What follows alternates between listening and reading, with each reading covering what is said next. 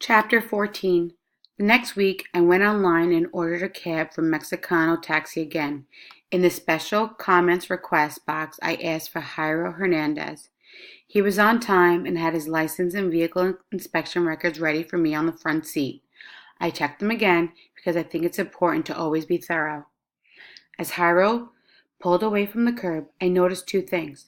The first was that he had gotten a haircut. The second reveal was more alarming. Because his hair was shorter in the back, I can now see a nevus on his neck. This means I saw a mole, but not a regular-looking mole.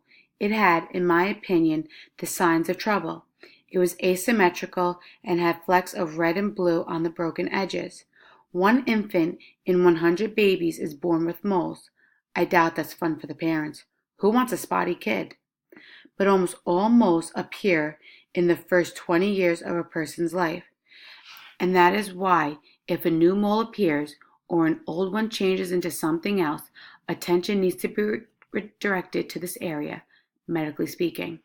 I didn't want to alarm Jairo Hernandez, but there was a real possibility that he might not be aware of this bad-looking mole because it was on the back of his neck and he couldn't see there very easily.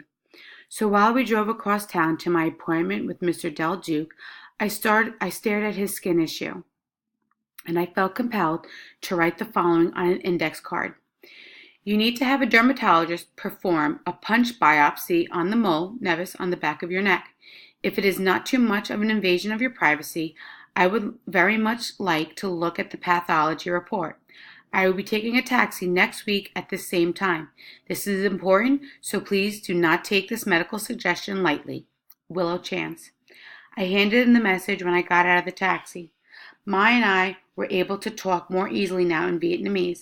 I had effectively mastered the tones and accent by obsessive listening at night to audio lessons designed for State Department employees. You could download the sessions if you had a password, which was not hard to get if you knew what you were doing.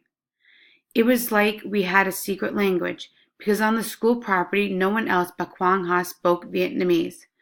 We walked around the buildings and the parking lot, still half looking for Cheddar, but really just talking. We were both interested in botany, and I tried to explain some of the things I knew without sounding like the host of the Discovery Channel.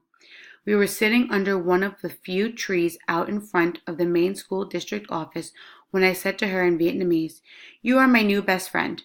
Mai was silent.